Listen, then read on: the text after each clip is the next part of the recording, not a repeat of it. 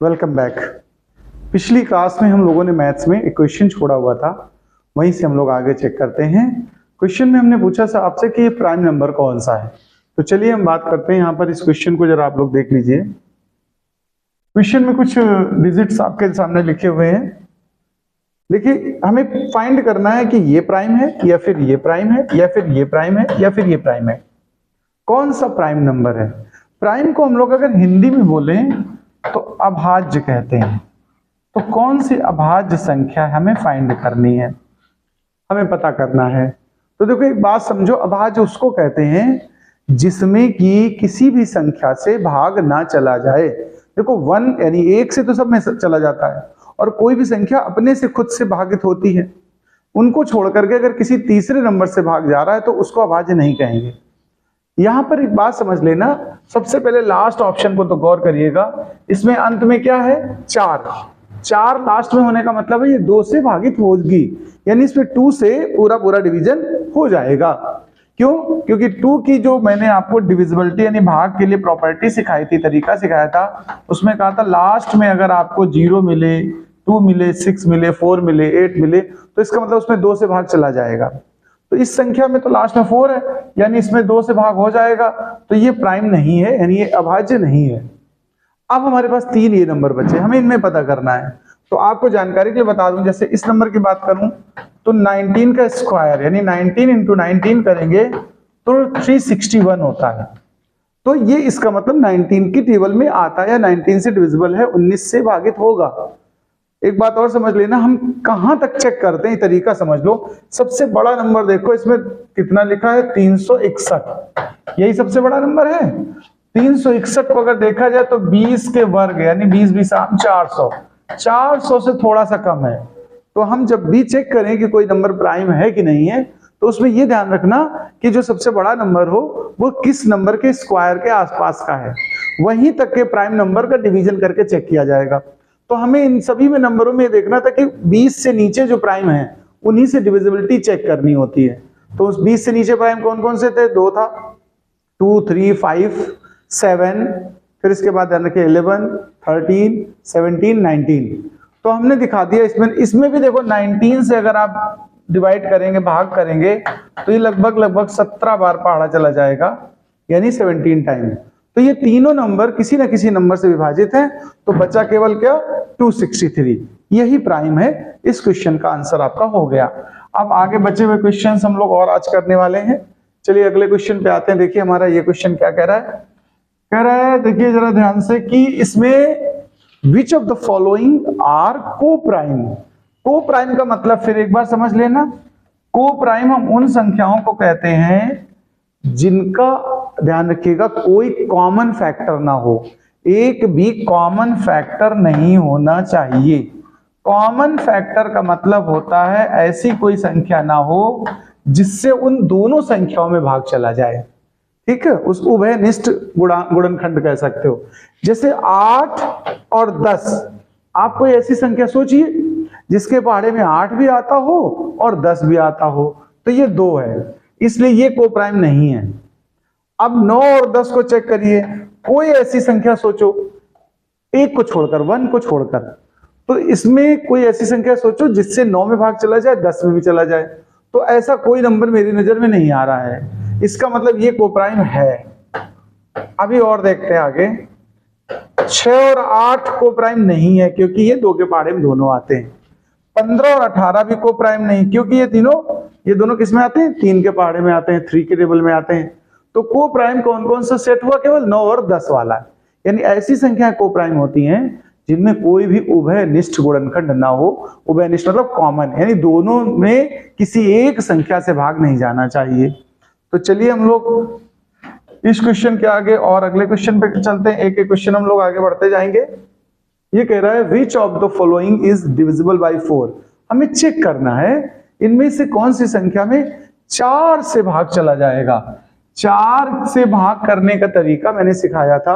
अंतिम 2 अंक देखने हैं केवल तुम्हें, लास्ट के 2 डिजिट देख लो। लास्ट के जो 2 डिजिट हैं जिनमें वो, ध्यान रखिएगा, 4 से जो भागित होंगे वही पूरी संख्या में 4 से भाग चला जाएगा। तो देखिए, क्या 31 में अगर हम 4 से भागने चला जाएगा? बिल्कुल नहीं जा सकता। इसका मतलब पूरी संख्या में भाग नहीं जाएगा। क्या 12 में 4 से भाग चला जाता है? तो ये 12 आता है 4 के टेबल में, इसका मतलब इसमें भाग चला जाएगा।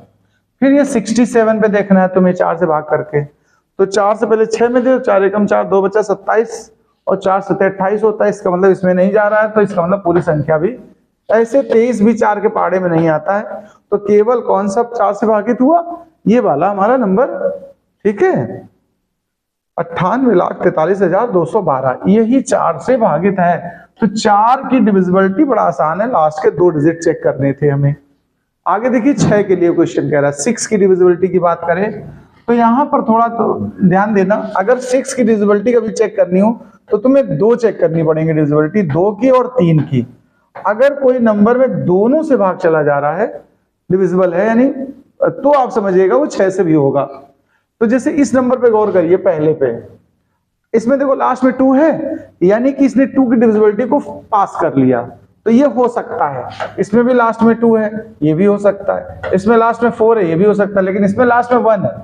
ये जब 2 से भागित नहीं, तो ये वाला ऑप्शन तो अपने आप खत्म हो गया, इस पे विचार ही नहीं करना है। पहले हमने 2 की डिविजिबिलिटी चेक की, तो ये 3 नंबर ऐसे हैं जो 2 के पहाड़े में आ रहे हैं या 2 से भागित हो रहे हैं। अब 3 के लिए और चेक करना है। 3 की डिविजिबिलिटी चेक करने के लिए सभी अंकों को जोड़ते हैं, जोड़ने के बाद जो अंक आएगा, अगर वो 9 के पहाड़े में यानी 3 के पहाड़े में है, तो हम समझ लेंगे वो भागित होगा। तो चलिए इनको जोड़ते हैं। 3 2 5 4 9 और 9 8 17, 17 में 9 ऐड कर दीजिएगा 26, और 26 में जब 7 ऐड करेंगे तो कितना बनने वाला है? 33। 33 देखो क्या 3 के पहाड़े में आता है? बिल्कुल आता है, लेकिन अगर आपको इसमें भी शक हो तो इनको फिर से आपस में जोड़ दो, तो 3 3 6, 6 तो 3 के पहाड़े में आता है, यानी ये पूरा पूरा 6 से विभाजित हो जा रहा है। और भी नंबर चेक करते हैं, इसको जरा चेक करिए ऐड करके।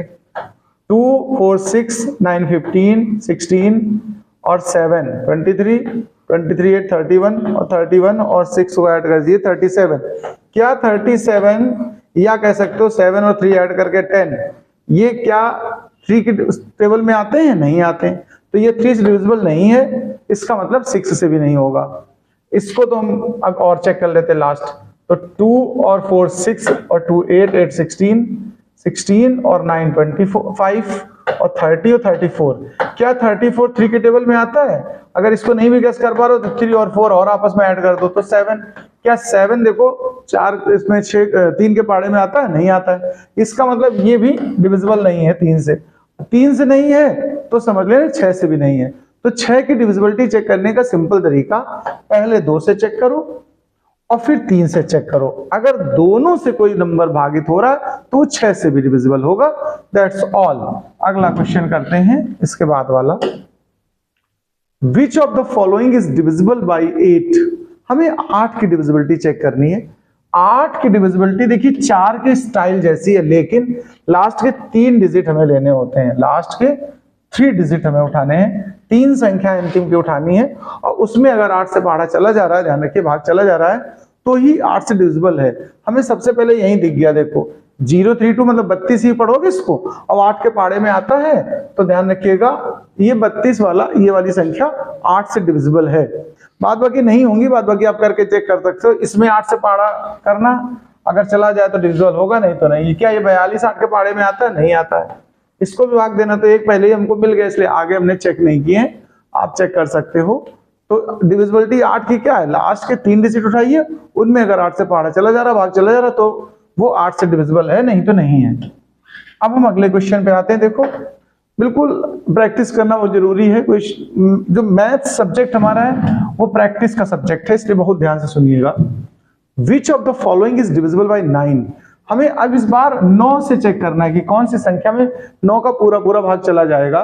तो इसमें बिल्कुल 9 का तरीका क्या होता है, जैसे 3 का होता है, सबको ऐड करो, और ऐड करके, नहीं ऐड मतलब जोड़ करके, अगर वो 9 से भागित हो रही है पूरी संख्या, तो ये संख्या भी होगी। जैसे इसको ऐड करिए, तो 8 5 13, 13 1 14, 14 और 6 20, 20 और 7 27, 27 में 9 ऐड कर दीजिएगा तो 36। क्या 36 9 की टेबल में आता है? बिल्कुल आता है, 9 चौको 36। इसका मतलब इसमें भाग 9 से चला जा रहा है। चलिए इसमें भी चेक करते हैं।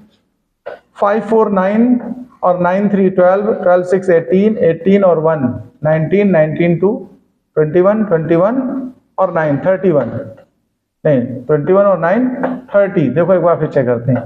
5 4 9 9 3 12 12 6 18 18 1 19 19 2 21 और 21 और 9 30। इसका मतलब ये भी 30 देखो क्या 9 के पहाड़े में आता है? 9 के पहाड़े में देखना है तो 9 के पहाड़े में 30 नहीं आता है। इसका मतलब ये 9 से भागित नहीं होगा। अब इसको ऐड करिए 6 और 7 13 13 5 18 18 9 27 27 4 31 31 और 3 34 और ये मिला दो 35। क्या 35 9 के टेबल में आता है? नहीं आता है, तो ये नंबर भी डिविजिबल नहीं है 9 से। 3 1 4 4 और 5 9 और 9 18। अब देखो जरा ध्यान देना 3 1 4 4 और 5 9 और 9 18 18 देख लीजिए। अच्छा इसमें इधर और 3 डिजिट पड़े हुए हैं, जरा इनको और साथ में उसी में शामिल करेंगे। 18 और 6 ध्यान रखना कितना हो जाएगा 24 24 और 7 24 7 31 31 और 4 मिला लीजिए तो कितना हो गया 35। ये भी 9 के टेबल में नहीं है, तो सिर्फ हमारा एक ये क्वेश्चन एक यही अंक कह सकते हो डिजिट है जो 9 के टेबल में एडिशन करके मिला। तो इससे पूरा पूरा ये वाली संख्या 9 से पूर्ण विभाजित हो जाएगी। अगले क्वेश्चन में आते हैं। What least value should be given in the place of star so that the number this is divisible by 11? कह रहा है यहां एक संख्या लिखी है देखो 6 5 3 और इसके बाद स्टार बना है 4 और 7। कह रहा है यहाँ स्टार की जगह पर क्या ले लिया जाए कि पूरा नंबर 11 से डिविजिबल हो। तो बस सिंपल हमने आपको तरीका बताया था, अल्टरनेट उठाने, एक छोड़ करके एक ऐसे उठाना, इनको आपस में ऐड करिए, इधर इसको और इसके बाद ये वाला नंबर, इसके बाद ये वाला। तो देखिए 4 को उठाइए 3 में ऐड करिए, कितना हो गया 7 7 और 6 कितना होता है 13। अब ये जो नंबर है इनको कुछ ऐसा सेट किया जाए कि उसको इनमें माइनस करें ऐड करके, तो या तो 0 आना चाहिए। 11 की डिविजिबिलिटी का तरीका समझ लो, या तो 0 आ जाए या फिर 11 आ जाए या फिर 22 आ जाए या 33, मतलब 11 की टेबल का कोई नंबर आ जाए। तो देखिए हमने जब इसको ऐड किया 7 और स्टार और प्लस 5, तो 7 और 5 ऐड करिए कितना होता है 12। अब ये 13 आसानी से बनाया जा सकता, अगर इसकी जगह 1 रखा होता तो ये अल्टरनेट ऐड करके 13 हो जाते कि नहीं बताओ। और 13 और 13 का डिफरेंस 0, और 0 अगर आ जाता है तो हम कह सकते हैं पूरी संख्या 11 से विभाजित है। तो अब ये जो हमारी संख्या बननी चाहिए वो क्या बननी चाहिए 6 5 3 1 4 7। ये यानी कि हमारा तो यहाँ पर 1 हमारा ऑप्शन बेटर बन रहा है। ध्यान रखिएगा 11 की डिविजिबिलिटी का सिंपल तरीका है, एक एक संख्या छोड़ते जाइए और उनको जोड़ते जाइए, फिर जिनको छोड़ा है उनको आपस में जोड़ लीजिए, और दोनों का जो जोड़ आ रहा है एडिशन आ रहा है उनको आपस में सब्ट्रैक्ट कर दीजिए। घटाने के बाद जो मिले वो 0 या फिर 11 22 ऐसे कोई संख्या आनी चाहिए, तो हम कहेंगे वो 11 से विभाजित होगा। आइए अगले क्वेश्चन की तरफ बढ़ेंगे हम लोग। कुछ छोटे छोटे क्वेश्चन है इसमें। The HCF of 2 consecutive natural numbers is, meaning समझ ले। एचसीएफ हम लोग किसको कहते हैं ये पहले बात करते हैं आपसे। अगर आपसे क्वेश्चन का एचसीएफ, मैंने आपको पीछे शुरू में एचसीएफ सिखाया है। एचसीएफ को हम लोग ध्यान रखिएगा महत्तम समापवर्त भी कहते हैं, मासा। एक एक शब्द का मतलब समझना। कह रहा है द एचसीएफ यानी मासा 2 कॉन्सिक्यूटिव नेचुरल नंबर, 2 क्रमागत। कॉन्सिक्यूटिव शब्द को हिंदी में हम लोग क्रमागत कहते हैं, और नेचुरल नंबर मतलब होता है प्राकृतिक संख्याएं। 2 क्रमागत प्राकृतिक संख्याओं का मासा क्या होता है। जैसे कोई भी 2 क्रमागत, 3 के बाद क्या आई 4, ये क्रमागत होती है। 5 के बाद क्या आया 6, 6 के बाद क्या आया 7, ये सब क्रमागत है। इनका मासा अगर कभी भी निकाला जाए 2 क्रमागत संख्याओं का एचसीएफ या मासा हमेशा ध्यान रखिएगा 1 आता है। फिर पूछो HCF of 2 consecutive even number. अब इवन नंबर बोल रहा है, इवन का मतलब 2 4 6 8 10 12 ये सब इवन नंबर है। और 2 क्रमागत अगर कभी भी कोई भी क्रम से आने वाली, क्रमागत मतलब कॉन्सिक्यूटिव, इंग्लिश में क्या बोलते हैं क्रमागत को कॉन्सिक्यूटिव। क्रमागत, क्रमागत मतलब क्रम से आगत या क्रमशः आने वाली, तो हिंदी में क्रमागत, इंग्लिश में कॉन्सिक्यूटिव कहते हैं। इनमें जो मासा होता है हमेशा ध्यान रखो 2 क्रम से अगर इवन नंबर लिए तुमने, ध्यान रखिए इवन मतलब होता है सम संख्याएं। ये कैसी संख्या है सम संख्याएं। अगर दो क्रमागत सम संख्या ली जाए तो इनका मासा सदैव ध्यान रखिएगा 2 आता है। तो इसमें हमारा आंसर क्या बनेगा? देखो पहले वाले में 1 आंसर था हमारा, दूसरे वाले में 2 आ गया आंसर। अब तीसरा question, the HCF of 2 consecutive odd numbers. Question करा 2 क्रमागत विषम संख्याओं का।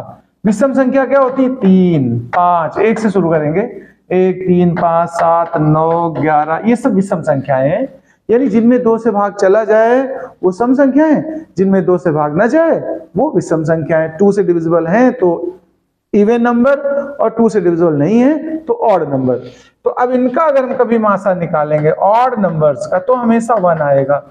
तो इसका आंसर भी 1 हो गया, ऑड नंबर का मासा। ये क्वेश्चंस ऐसे फैक्ट्स की तरह आप इसको तैयार कर लीजिए, याद कर लीजिएगा, आ जाता है ऑब्जेक्टिव में कभी। HCF an even number and an odd. अगर एक इवन यानी एक सम और एक विषम उठा ली जाए, जैसे उदाहरण में मैंने ले लिया 4 और 5, इनका एचसीएफ यानी क्या कोई कॉमन फैक्टर है? क्या कोई उभयनिष्ठ गुणांक है? नहीं है। इनका एचसीएफ अगर एक इवन एक ऑड है तो इनका एचसीएफ हमेशा क्या होता है? 1 होता है। हमेशा क्या होता है? 1 होता है एचसीएफ। चलिए तो बात करते हैं नेक्स्ट, हमारा क्वेश्चन क्या कह रहा है, देखो द एलसीएम। अब एलसीएम का मीनिंग भी समझ लेना। एलसीएम क्या है? इसको इंग्लिश में अगर कहें एलसीएम को तो लीस्ट कॉमन मल्टीप्लायर कहते हैं। लीस्ट कॉमन मल्टीप्लायर ये होता है एलसीएम, या हम लोग हिंदी में कहते हैं इसको लासा कहते हैं। क्या कहते हैं? लासा। तो चलिए अब जरा इस पे बात करते हैं, इस क्वेश्चन पे बात करते हैं हम लोग। ये क्वेश्चन हमारा क्या कह रहा है? द एलसीएम ऑफ 24, हमें 24, फिर 36 और फिर 40 निकालना है। ये 3 नंबर का एलसीएम निकालना है, लासा निकालना है। बिल्कुल आप करिए क्या, फैक्टर मेथड यूज कर लीजिए। इसको प्राइम फैक्टर कहते हैं, इसमें टाइम बहुत बचता है आराम का। तो चलिए 2 से पहले करते हैं, 2 से। इसमें जब करेंगे तो 12 बार, यहाँ पर करेंगे तो 18 आएगा, यहाँ पर करेंगे तो 20। आपको 2 से भाग देना तो आता ही होगा। अभी और 2 से चला जाएगा, 6, 9 और 10। अब देखो एलसीएम में सबसे बड़ा बेनिफिट क्या है? अगर किसी नंबर में ना भी जाए भाग तो उस नंबर को वैसा ही कॉपी करते जाना। जैसे इसमें 2 से करा 3 बार चला गया, अब 9 में जाना ही नहीं तो ऐसे ही बना रह दीजिए। 10 में करिए तो 5 बार चला गया। देखो अब 2 से किसी भी संख्या में भाग नहीं होने वाला है तो 3 से कर दीजिए। इसमें 3 बार जाएगा, इसमें नहीं जाएगा तो इसको ऐसे बना रह दीजिए। अभी 3 से एक बार और चला जाएगा, किसमें चला जाएगा? इसमें चला जाएगा। 5 बना रह दीजिए ऐसे। अब लास्ट जब तक सब में 1 ना आ जाए, तो इनमें तो 1 आ गया, इसमें 1 और आ गया 5 से। अब इनको आपस में कर देना मल्टीप्लाई। तो चलिए मल्टीप्लाई करते हैं। 2 2 जा 4, 2 जा 8, 8 3 जा 24, 24 3 जा 72। ध्यान रखना जरा, 24 3 जा 72 बन गया था, ठीक है। और ये लास्ट में क्या था? 5 था। इसको 5 से और मल्टीप्लाई करिए। सभी नंबर्स का आपस में मल्टीप्लाई करना ऐसे समझ लेना, 2 into 2 into 2, फिर 3 into 3 into 5। इनका मतलब सबका मल्टीप्लाई कर देना, लासा मिल जाएगा। 2 5 जा 10, 2 7 जा 35 और 1 कितना हो गया? 36। तो इसका हो गया हमारा, ध्यान रखिए, 360। तो ये हमारा ऑप्शन करेक्ट है। 6 नंबर क्वेश्चन देख लीजिए। इफ एचसीएफ, इस तरह का भी क्वेश्चन बहुत महत्वपूर्ण रहेगा, इसको रेज कर देता हूं, फिर हम लोग इसके बाद वाला क्वेश्चन करते हैं। देखो समझ लीजिएगा अच्छे से। अभी हम आगे चल के एक्सरसाइज एक देंगे जिसमें इस तरह के तमाम क्वेश्चंस होंगे जो आपको प्रैक्टिस करने में मदद करेंगे। अभी तो हम केवल एग्जांपल सिखा रहे हैं। The HCF of 2 numbers is 16 and their product is this. क्या मतलब? 2 संख्याएं हैं, उनका जो मासा है वो 16 है, और उन संख्याओं का आपस में मल्टीप्लाई किया गया तो 3072 है। उनका एलसीएम बताना है। एक तरीका समझना, HCF multiplied by LCM is equal to होता है first number multiplied by second number. यानी 2 संख्याओं का जो एलसीएम एचसीएफ का गुणनफल होता है,